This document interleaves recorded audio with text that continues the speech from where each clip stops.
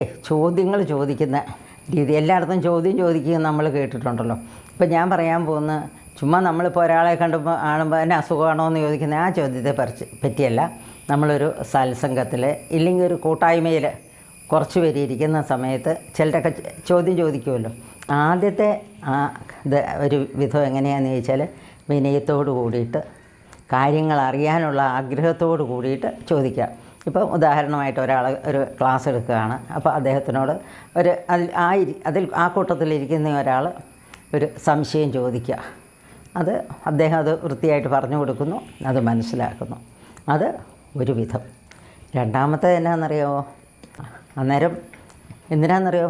അയാൾക്കത് അറിയുമോയെന്നറിയാം കേട്ടോ. ഇച്ചിരി ഗഹനമായിട്ടുള്ള ചോദ്യമായിരിക്കും. അപ്പം ഒരു ദിവസം ഞാൻ കേട്ടതാണ് കേട്ടോ, നമ്മുടെ ഒരു ആചാര്യൻ പറയുന്ന കേട്ടതാണ്.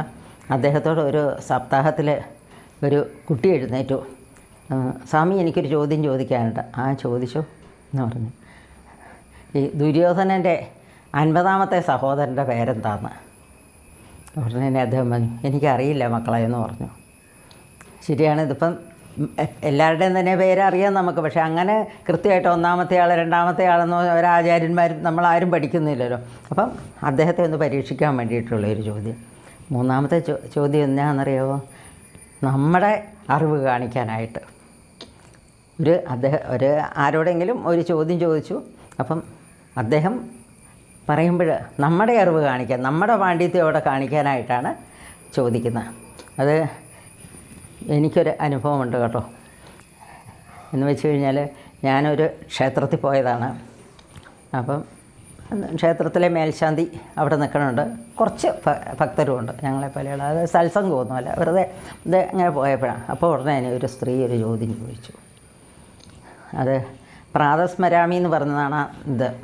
ദേവിയുടെ ഒരു ഇതാണ്, കീർത്തനമാണ്. എന്നിട്ട് അത് ഇവർ ചോദിച്ചു. മേൽശാന്തി അതിന് ഉത്തരം പറയണ്ടേ? അദ്ദേഹം വാ തുറന്നു കഴിഞ്ഞപ്പോഴത്തേക്കുണ്ടല്ലോ, ഈ പറയുന്ന ആളുണ്ടല്ലോ അങ്ങ് തിരുമേനി അതങ്ങനെയാണ് എങ്ങനെയാണെന്നും പറഞ്ഞു ചോദിച്ചു. അദ്ദേഹം ഒന്നും മിണ്ടിയില്ല, അവിടെ നിന്നു. എന്ന് വെച്ചാൽ ഇവരുടെ പാണ്ഡിത്യം പ്രകടിപ്പിക്കാനാണ്, എനിക്കിതെല്ലാം അറിയാമെന്ന് കാണിക്കാനാണ് ആ ചോദ്യം അദ്ദേഹത്തോടായിട്ട് ചോദിച്ചത്. അങ്ങനെ ഒരു കൂട്ടർ.